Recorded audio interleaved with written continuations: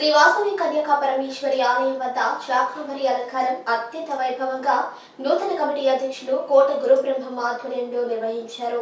ఈ శాకాంబరి అలంకారంలో 3000 కేజీల కూరగాయలతో మరియు 500 కేజీల కరివేపాకుతో 200 పుచ్చకాయలు 300 కేజీల వివిధ రకాల పండ్లతో అత్యంత వైభవంగా ఈ శాకాంబరి అలంకారం నిర్వహించారు. అనంతరం భక్తులకు ప్రసాదాన్ని ఏర్పాటు చేశారు.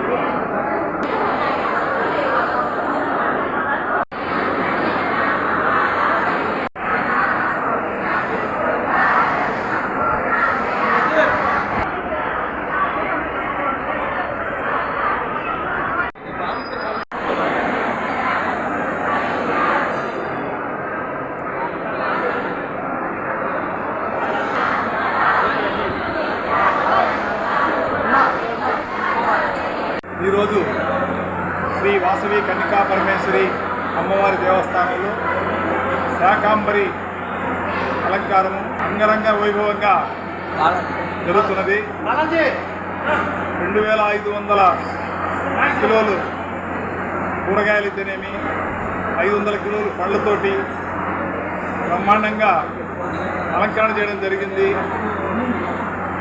దీనికంతా ఉభయదాతలుగా వాసవి క్లబ్ సిటీ వారు వ్యవహరిస్తున్నారు. అట్లాగే ఈ యొక్క దేవస్థానానికి అమ్మవారి భక్తులందరూ కూడా ఈరోజు అమ్మవారిని దర్శించుకొని అమ్మవారి యొక్క తీర్థప్రసాదాలు స్వీకరించి అమ్మవారి కృపకు పాత్రలు కావాల్సిందిగా అందరికీ మనవి చేస్తున్నాము. మరొకసారి ఈరోజు సాయంత్రం వరకు కూడా దేవస్థానం తెరిచే ఉంటుంది. ప్రతి ఒక్కరూ కూడా సభ్యులందరూ కూడా భక్తులందరూ కూడా వచ్చి అమ్మవారిని దర్శించుకోవాల్సిందిగా మనం చేస్తున్నాం. మేము మొన్న 31వ తారీఖు ప్రమాణ స్వీకారం చేసిన తదుపరి ఒక్కరోజే 400 మందికి 2 దాతల సహకారంతో అన్నదానం చేశాము. అలాగే ఈరోజు 2వ తారీఖు శుక్రవారం రోజు శాకాంబరి అలంకారం చాలా గ్రాండ్గా ఘనంగా అద్భుతంగా చిత్తూరు నుంచి లేయింగ్ చేసే వాళ్ళు వచ్చి అలంకరించారు. అలంకారాన్ని చూసిన భక్తులందరూ కూడా ఈరోజు ఉదయం 8 గంటల నుండి రాత్రి 11 గంటల దాకా ఈ దర్శన భాగ్యం ఉంటుంది. కావున భక్తులు ఇచ్చేసి అమ్మవారిని దర్శించుకొని తీర్థప్రసాదాలు తీసుకోవాల్సిందిగా కోరుతున్నాము.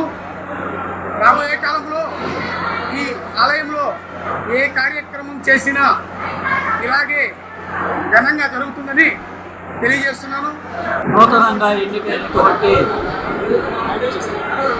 నూతన కార్యవర్గ ప్రమాణ స్వీకారము జరగడం వెంబడే ఒక మంచి అవకాశం ఆషాఢ మాసం సందర్భంగా చివరి రోజుల్లో మరి ఈ కార్యవర్గ సభ్యులందరికీ కూడా ఈ యొక్క అవకాశం కలగడం చాలా సంతోషదాయకం.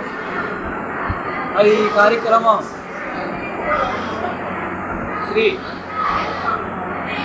వాసవి క్లబ్ నెల్లూరు వారు ఆధ్వర్యంలో దేవస్థానం వారి పరిరక్షణలో ఈ కార్యక్రమం వైభవంగా జరుగుతుంది. చాలా అందంగా ఉన్నత స్థాయిలో ఈ యొక్క అలంకారాన్ని చేయించి అమ్మవారి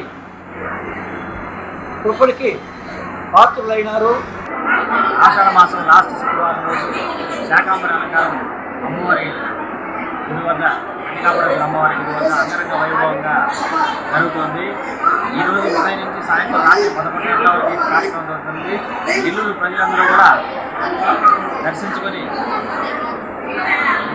అమ్మవారి కృపా కటాక్షం పొంది తీర్థప్రసాదాలు స్వీకరించి అందరూ చల్లగా ఉండాలని అమ్మవారి దేవుని తీసుకోవాల్సిందిగా మా అసోసియేషన్ తరఫున ఆదివాసీ కూడా మేము కోరుకుంటున్నాము. అందరూ చల్లగా ఉండాలని కోరుకుంటున్నారు.